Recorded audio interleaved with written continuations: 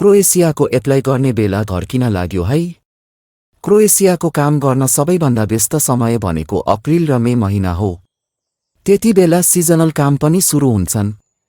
त्यसको लागि कम्पनीहरूले फेब्रुअरीको अन्तिम या मार्चबाटै तयारी सुरु गर्दछन्।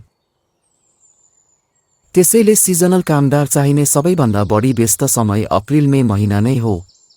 त्यति बेला लोकल क्रोएसियन कामदार पनि बढी तलब पाउने हुनाले अस्ट्रिया जर्मनीतिर लाग्छन्।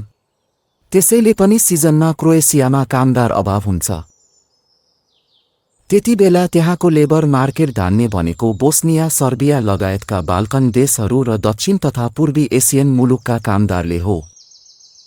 तपाईको डकुमेन्ट कम्पनीले स्वीकार गरेर कन्ट्र्याक्ट पेपर सही गरेर क्रोएसियाको पुलिस चौकीमा वर्क परमिट एप्लाई गरेको मितिले सबै सही भएको अवस्थामा अहिले करिब 3 महिनामा एभरेज तपाई क्रोएसिया टेक्नुहुन्छ। अब तपाईले जति ढिला गर्नुहुन्छ त्यति नै प्रेसर बढ्नेछ। डकुमेन्टको चाप बढेर यता वर्क परमिट एप्लाई गर्न समय बढी लाग्नेछ। उता बीएफएस एम्बासीले भिसा दिनु पनि त्यति नै समय लगाउनेछ। तपाई यसरी फस्नुहुन्छ। त्यति बेला 1.5-2 महिनामा मुस्किलले वर्क परमिट निस्कला।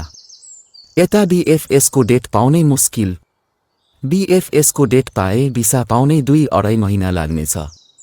यता भिसा निस्कदासम्म उता सिजन जान थाल्नेछ।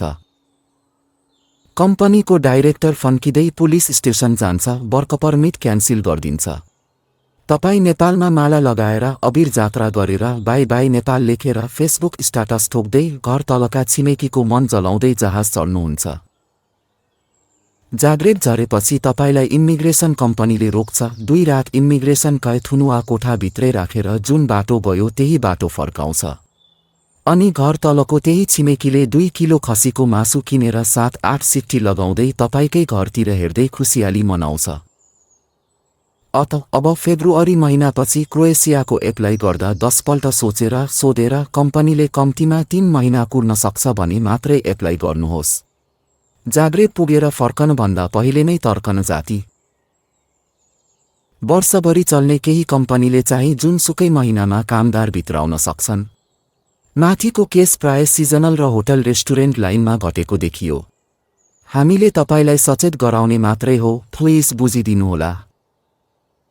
हेरिदिनु भएकोमा धन्यवाद। यो भिडियो मन परेमा लाइक, कमेन्ट, शेयर र अन्य भिडियोहरूको लागि यो च्यानललाई सब्स्क्राइब गर्नुहोला।